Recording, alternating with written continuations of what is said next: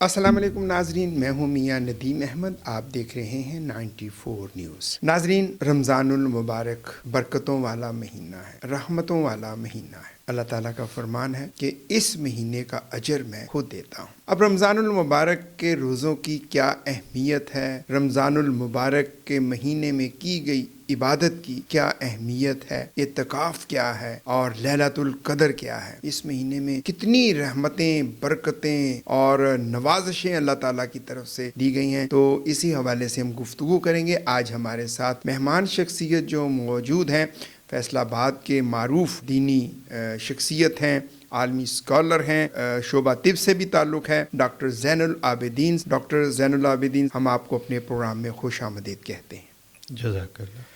Doctor صاحب، رمضان المبارک کا مہینہ بڑا ہی برکتوں والا مہینہ، ہم بڑے خوش نصیب ہیں کہ اللہ تعالیٰ نے ہمیں ایک اور رمضان المبارک جو ہے وہ دیکھنا نصیب کیا۔ کیا اہمیت ہے رمضان المبارک کی قرآن مجید کے حوالے سے؟ اس میں کوئی شک نہیں کہ اللہ تعالیٰ کا جتنا شکر ادا کیا جائے اتنا ہی کم ہے۔ اللہ تعالیٰ نے ہمیں اپنی زندگی میں ایک مرتبہ پھر رمضان المبارک سے ملا دیا، بلکہ صحابہ کے بارے میں آتا ہے، وہ فرمایا کرتے تھے کہ ہم رمضان المبارک کی آمد پہ دعائیں کیا کرتے تھے 6 ماہ تک کہ اللہ ہمیں رمضان المبارک سے خیریت سے ملا۔ سبحان اللہ۔ اور پھر جب رمضان مبارک گزر جاتا تو پھر ہم دعائیں کرتے تھے کہ اللہ جو ہم نے عبادت کی اس کو قبول کر لے۔ تو قرآن پاک میں ان ایام کے بارے میں اللہ تعالیٰ ارشاد فرماتے ہیں ایام معدودات، گنتی کے چند دن ہیں۔ ایام معدودات، گنتی کے چند دن ہیں۔ آپ دیکھیے کہ ابھی چند دن ہوئے کہ ہم انتظار کر رہے تھے کہ رمضان مبارک آئے گا، پہلا عشرہ گزر چکا۔ جی جی، تو یہ واقعی گنتی کے چند دن ہیں، اور جب گزر جاتا ہے مہمان کی طرح آتا ہے۔ اگر ہم اس کا اکرام نہ کر سکیں، اس میں جو رحمتیں، برکتیں جو ہوتی ہیں، اگر ان کو نہ سمیٹ سکیں تو سوائے افسوس کے کوئی بات نہیں ہمارے پلے۔ اچھا، حضور نبی کریم صلی اللہ علیہ وآلہ وسلم کا رمضان المبارک کیسا گزرا؟ اللہ اکبر۔ نبی پاک صلی اللہ علیہ وسلم کے بارے میں صحابہ فرماتے ہیں کہ ان کا رمضان مبارک ایسا مبارک ہوتا تھا کہ 3 واضح تبدیلیاں ہوتی تھیں۔ ایک یہ کہ اللہ رب العزت کے محبوب نبی کریم صلی اللہ علیہ وسلم دونوں ہاتھوں سے صدقہ خیرات کیا کرتے، سبحان اللہ، مطلب کہ ان کے صدقہ خیرات کرنے میں پہلے ہی کافی کرتے تھے، لیکن رمضان المبارک میں واضح تبدیلی ہوتی تھی، بہت زیادہ صدقہ خیرات کیا کرتے تھے۔ اور پھر نبی پاک صلی اللہ علیہ وسلم کی عبادات بہت زیادہ بڑھ جایا کرتی تھی۔ حالانکہ نبی پاک صلی اللہ علیہ وسلم کے بارے میں آتا ہے کہ آپ پہلے اتنی عبادت کیا کرتے تھے کہ آپ کے قدم مبارک پہ ورم آ جاتے تھے قیام اللیل کرنے کی وجہ سے، لمبا سجدہ کیا کرتے تھے آپ صلی اللہ علیہ وسلم۔ لیکن اس کے باوجود رمضان المبارک میں صحابہ فرماتے ہیں اس میں واضح تبدیلی ہوتی تھی، بہت واضح تبدیلی ہوتی تھی۔ اور تیسری تبدیلی کیا ہوتی تھی کہ نبی پاک صلی اللہ علیہ وسلم اپنی دعاؤں میں آہ و زاری بہت کیا کرتے، اللہ، رو رو کے اپنے اللہ کو منایا کرتے تھے۔ اور نبی پاک صلی اللہ علیہ وسلم کے بارے میں تو آتا ہے کہ انبیاء کی تو ایک ویسی شان ہوتی ہے کہ انبیاء کے بارے میں ہے کہ انبیاء کے پاس گناہ کو حکم ہے کہ گناہ ان کے پاس نہیں جائے گا، لیکن ان کے بارے میں ہے کہ نبی پاک صلی اللہ علیہ وسلم کے پہلے اور آخر کے سب خطائیں اللہ نے معاف کر دیں، لیکن اس کے باوجود اللہ تعالیٰ کہ ہاں اتنی آہ و زاری اور گریہ زاری ہوتی تھی، بہت واضح فرق ہوتا تھا۔ اچھا ڈاکٹر صاحب، ظاہر ہے رمضان المبارک میں ہم نماز تراویح کا بھی اہتمام کرتے ہیں۔ نماز تراویح کی کیا اہمیت ہے؟ کیا روزہ رکھنے کے لیے تراویح پڑھنا لازم ہے، فرض ہے کیا؟ اصل میں تو ڈاکٹر ہوں، اصل سوال تو یہ علماء سے کرنے کا ہے، لیکن اس عاجز کے پاس کچھ معلومات تو ہیں۔ جی۔ اپنے اکابر کو ہم نے دیکھا کہ تراویح پڑھتے، اور تراویح پڑھنا سنت سے ثابت بھی ہے اور یہ واجب ہے، صحیح، تو یہ ضروری عمل ہے۔ اور نبی پاک صلی اللہ علیہ وسلم نے اپنی زندگی میں تراویح پڑھی بھی ہیں، ٹھیک ہے۔ اور صحابہ کی زندگی میں نبی پاک صلی اللہ علیہ وسلم نے فرمایا کہ اصحابی کالنجوم اقتدیتم اہتدیتم، میرے صحابہ ستاروں کی مانند ہیں، تم کسی ایک کی بھی اقتدا کر لو تمہیں اللہ بخش دیں گے۔ حضرت عمر رضی اللہ تعالیٰ کے دور میں پھر اس کو 20 تراویح کے طور پر بنا دیا گیا، ٹھیک ہے۔ اور نبی پاک صلی اللہ علیہ وسلم نے فرمایا میرا دور، میرے صحابہ کا دور یہ سنت ہے، تو لہٰذا جو نبی پاک صلی اللہ علیہ وسلم کے صحابہ نے عمل کیا ہے ہمیں اسی پہ قائم رہنا ہے. اچھا، دیکھیے کہا جاتا ہے ایک بات میں اور عرض کر دوں کہ اگر میں اور آپ غور کر لیں آج ہمیں دین کیسے ملا، صحابہ ذریعہ بنے نا، تو صحابہ کا جس پہ عمل ہے ہمیں اس کو لازم پکڑنا چاہیے. بے شک بے شک. اچھا، کہا جاتا ہے کہ روزہ ڈھال ہے، جی، تو یہ کیسے ڈھال ہے؟ نبی پاک صلی اللہ علیہ وسلم نے فرمایا الصوم جنہ، روزہ ڈھال ہے. اچھا، اس میں جو آپ نے فرمایا کہ یہ کس طرح سے ڈھال ہے، یہ 3 طریقوں سے ڈھال ہے. پہلی ڈھال یہ ہے کہ یہ نفس اور شیطان کے خلاف ڈھال ہے، جو اندرونی دشمن ہے، ازلی دشمن ہے، نفس ہے اور شیطان ہے. صحیح. ان دونوں کے بارے میں یہ ڈھال ہے.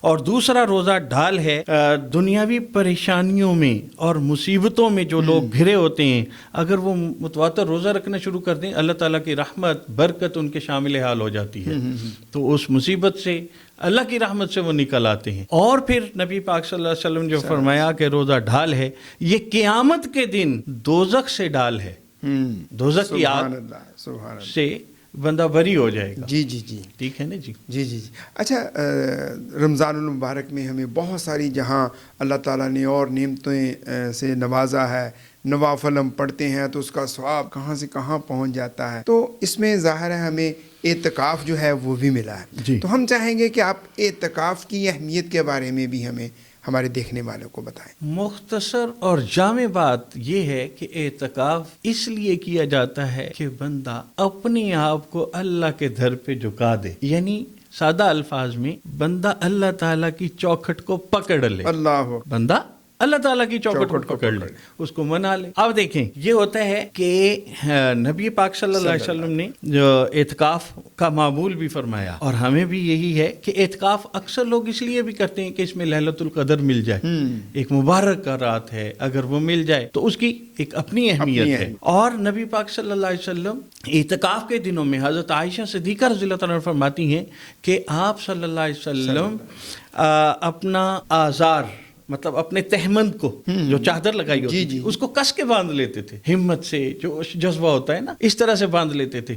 اور پھر حضرت عائشہ صدیقہ رضی اللہ تعالیٰ عنہ فرماتی ہیں کہ نبی پاک صلی اللہ علیہ وسلم خود بھی جاگا کرتے تھے اللہ کی عبادت کے لیے، اور گھر والوں کو بھی جگایا کرتے تھے تاکہ ہم اللہ رب العزت کو منا لیں. اور اگلی بات یہ ہے کہ حضرت رائے پوری رحمہ اللہ، ابھی قریب کے زمانے کے بزرگ گزرے ہیں، ان کے ہاں یہ ہوتا تھا 29 شعبان کو اپنے سب مریدین سے مل لیتے تھے، اور ایک بوری رکھ لیتے تھے یا تھیلا کہہ لیں، رکھ لیتے تھے کہ بھئی جس کا کوئی خط آ جائے، کوئی چٹھی آ جائے، اس میں ڈال دینا. پورا رمضان قرآن پاک پڑھتے تھے، قرآن کو ہی اپنا اوڑھنا بچھونا بنا لیتے. اور پھر اس میں یہ ہے، فرمایا کرتے تھے کہ بھی عید کے بعد ملاقات ہوگی، عید کے بعد ملاقات ہوگی، اگر زندگی رہی تو کوئی کام نہیں کرتے تھے، بس اللہ کی عبادت کرتے تھے.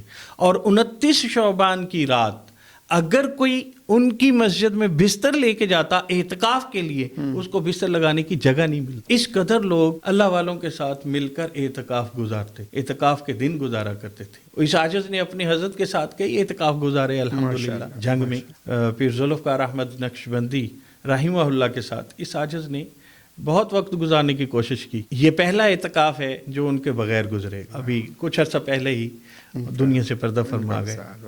اچھا، اعتکاف کی ہم بات کر رہے ہیں، تو کیا یہ آخری عشرہ پورا ہی اعتکاف ہوتا ہے؟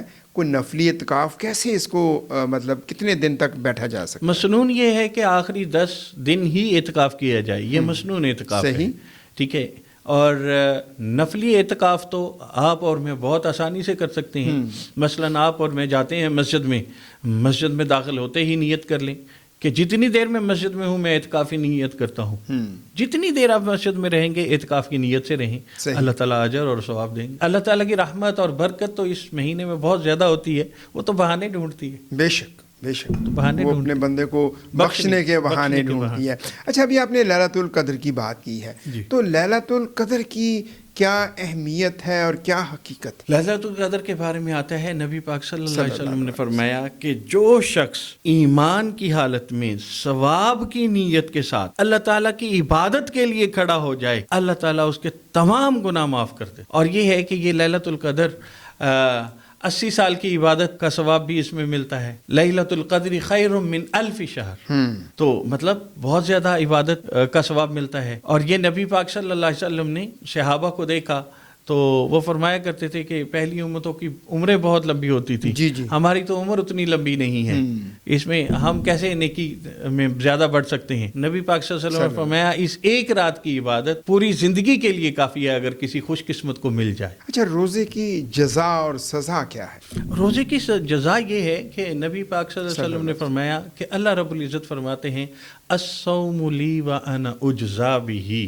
روزہ میرے لیے ہے، اس کی جزا میں خود ہوں. اچھا، اب اس میں نا سوچنے اور سمجھنے کی ضرورت ہے تھوڑی. دیکھیں، مجھ سے اگر کوئی بندہ، میں کسی کو کام کہوں، وہ مجھے خوش کر دے کام کر کے، تو میں اپنی حیثیت کے مطابق اس کو انعام دوں گا. آپ کے پاس بندہ آ جائے تو آپ اپنی حیثیت کے مطابق انعام دیں گے. صحیح. اگر کوئی بندہ کسی بادشاہ کے پاس چلا جائے تو بادشاہ اپنی حیثیت کے مطابق اس کو انعام دے گا. اللہ رب العزت کی رحمت اور اس کی شان ہم سوچ ہی نہیں سکتے کس قدر ہے. تو اللہ تعالیٰ تو اپنی شان کے مطابق ہی دیں گے نا. فقہا نے لکھا کہ اس سے بڑا انعام کیا ہو سکتا ہے کہ اللہ تعالیٰ خود ہی اس کی جزا بن جائے. میرے بندو، روزے رکھ کے آنا، میں تمہیں اپنا دیدار کرواؤں گا. سبحان اللہ.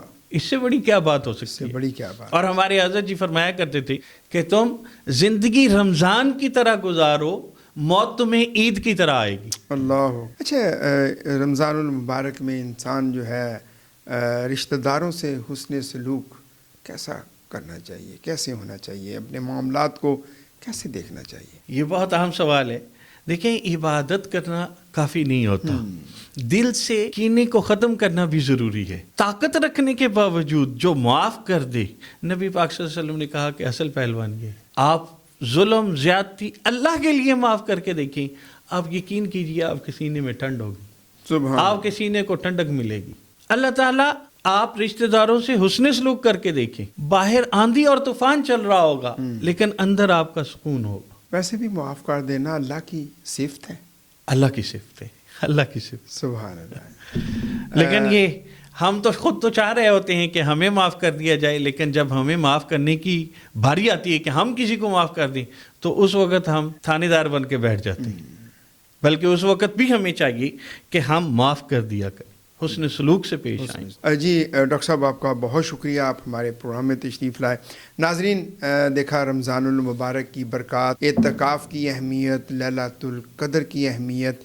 ڈاکٹر صاحب نے بڑے ہی خوبصورت انداز کے ساتھ آپ تک وہ بات پہنچانے کی جو ہے وہ کوشش کی ہے. اگلے پروگرام میں ہم نئے موضوع کے ساتھ آپ کی خدمت میں حاضر ہوں گے.